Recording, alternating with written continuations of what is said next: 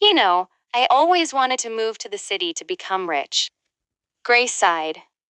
Her voice was laced with exhaustion, but there was something else, something wistful, as if she was speaking of a dream she once believed in. Her captor chuckled. Okay, he said, amusement flickering in his dark eyes. Otherwise, he messing with you. She turned to him sharply. You know what? He arched an eyebrow. What? Grace leaned in, her lips curving into a sly smile. I kiss in a way that no man can resist. A muscle in his jaw twitched. He hadn't expected that. The air between them grew thick, charged with something dangerous. You're fighting too, he murmured, his voice barely above a whisper. At that moment, something flickered in his eyes, something forbidden.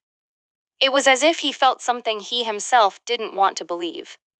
His lips parted slightly as if he was about to say something, but he stopped himself. Well, she whispered, leaning back. Hey! His hands clenched into fists, but he quickly relaxed them. What? What are you doing? He asked, his voice rough. She smirked. Why are you thanking me? Sit here. I'm the boss, and I decide what you'll do, he snapped. Grace tilted her head, her gaze piercing into his. Do you really think so? He exhaled sharply, rubbing the back of his neck. Did you steal it while you were teaching? Her expression darkened. But why? She muttered. Why don't you run away? She looked at the door. It had been 10 hours. 10 long, suffocating hours. And still her husband hadn't come for her. She turned to her captor, her voice trembling with realization. It seems like the only person I'm married to here is you, and only until you get a stupid ransom. He sighed, running a hand through his disheveled hair. Grace, I'm sorry. Her heart twisted. She wasn't supposed to feel anything. Not for him. He was the enemy. Okay? He continued, his voice softer now. I'm sorry. Can we?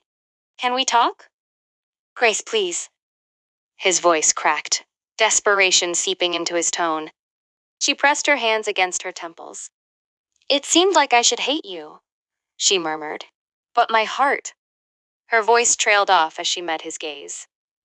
Who would have thought that next to him, I would find comfort and fall asleep? And even in those dreams, he'd be there. She didn't want to wake up. Hey, lovebirds.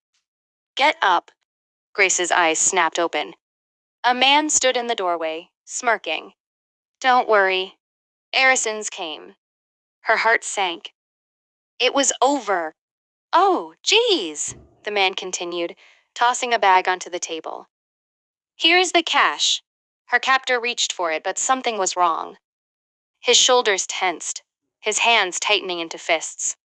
Oh, nice, the man sneered. This is the case. Yeah, her captor muttered. $40 as we agreed. Wait, Grace blurted out, her stomach twisting with dread. It was supposed to be $100. The man laughed, shaking his head. That covered the car. Not you. Her breath hitched. What? The man grinned cruelly. She's all yours. Grace turned to her captor. Terry, you. I hate you. Tears burned at her eyes, but she refused to let them fall. You know, she continued, her voice breaking, I made a mistake marrying a hick like you. His voice was distant now, as if lost in thought. Of course.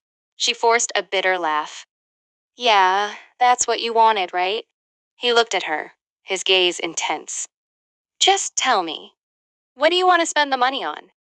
Grace hesitated. Then, without thinking, she blurted out, Okay, I'll buy you a trench. A small, sad smile played on his lips. Yeah? She nodded, wiping at the corner of her eye. Yeah. I'll have a garden and animals. His expression softened. I just need someone I can teach to tie a handcuff knot, she added with a smirk. He chuckled, shaking his head. Oh, no. I won't like that. Grace took a step forward. Only if you give me your famous kiss. His breath hitched. Wait. She pressed her palm against his cheek, feeling the warmth of his skin beneath her fingers. "I've seen this in a coffin," she whispered. His lips crashed onto hers, the world around them disappearing in an instant. What began as a reckless adventure had blossomed into a journey of endless horizons, where love, as wild and free as the wind, guided them onward. If you enjoyed this thrilling and romantic story, don't forget to like, share, and subscribe to The Unseen Edges for more captivating love stories. Turn on the notification bell so you never miss an update.